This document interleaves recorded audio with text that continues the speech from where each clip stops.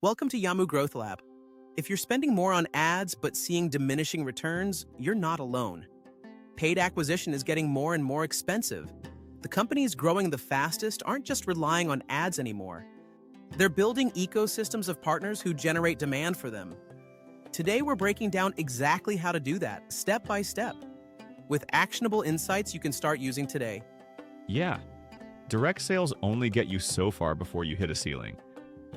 Meanwhile, companies like HubSpot, Salesforce, and Shopify are out there, letting partners bring in leads, close deals, and even sell their product for them.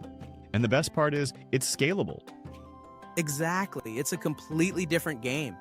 Most SaaS founders think partnerships are something you add later. Reality is, the earlier you start, the bigger will be the advantage. The trick is knowing how to do it right from day one. That's right. Partnerships come in different forms. Affiliate partnerships, where people promote your product for a commission. Reseller partnerships, where companies actively sell your SaaS. Integration partnerships, where your tool connects with another, making both stickier. And co-marketing, where two companies share audiences and generate leads together. The key is picking the right type of partnership for your stage of growth.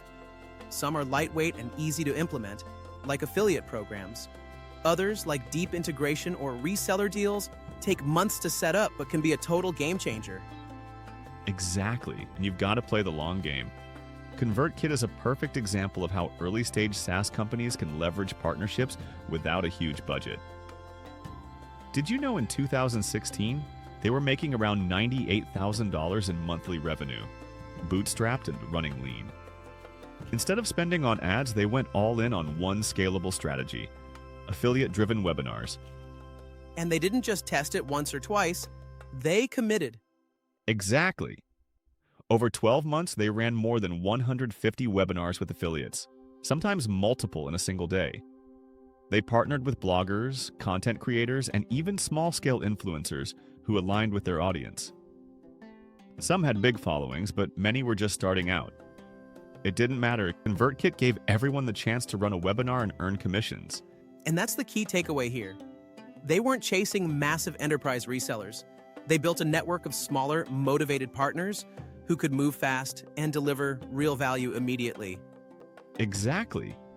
I see a lot of SaaS founders making this mistake. They hear partnerships and think it means cutting huge deals with Fortune 500 companies. But partnerships can start small and still have a massive impact. ConvertKit achieved a 637% increase in monthly revenue. They scaled from $98,000 to $625,000 in just a year. And all of it was fueled by a repeatable, low-cost partnership strategy. South. Let's say I'm a SaaS founder. I'm convinced. And I want to explore partnerships. Where do I start? The first thing you do isn't mass email companies with some vague "let's work together" pitch. That's the fastest way to get ignored. I will start by defining who makes a good partner. Think about companies that serve the same customer base but aren't direct competitors. If you're an email marketing SaaS, it can be a CRM. If you're a sales automation tool, it can be a lead data provider. The best partnerships happen when there's natural synergy. So it's not just about finding companies, it's about understanding why they would want to work with you. Exactly. Instead of saying, "let's partner up," you need to show what's in it for them. Will this help them close more deals? Will it make their product more valuable? If you can answer that up front, you're already ahead of most people trying to do this. This is where relationships come in. Right?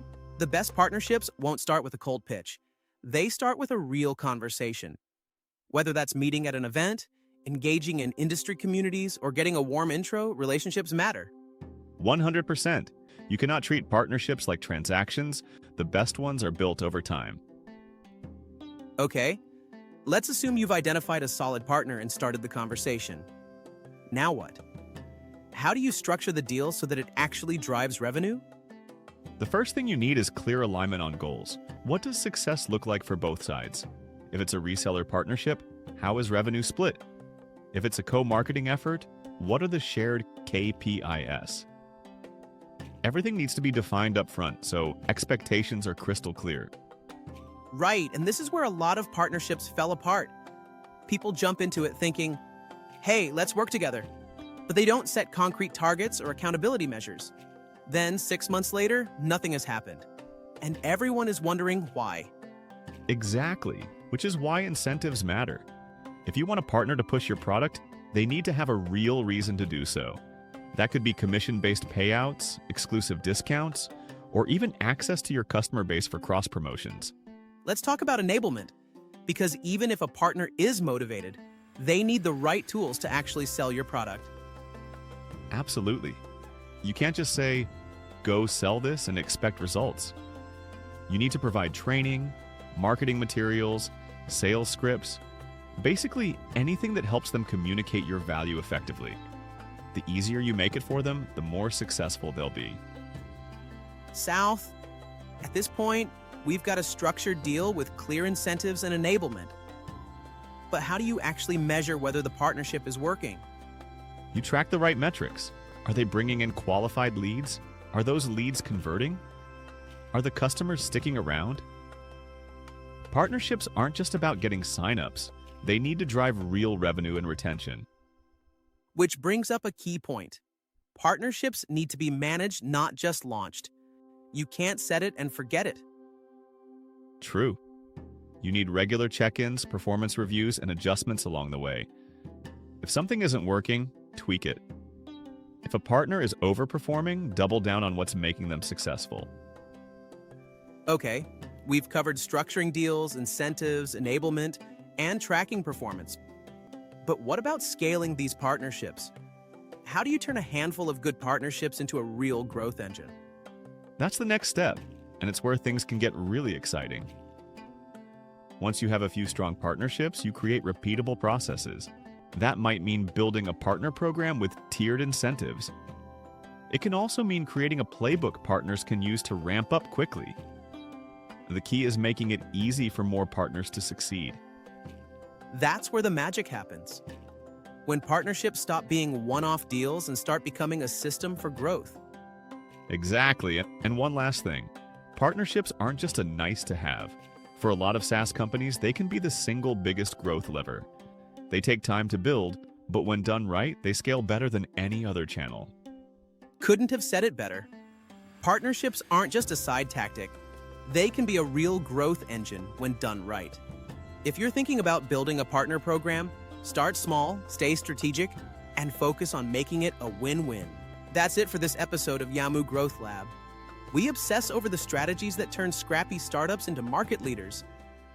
If that's your game, you're in good company. Catch you in the next one.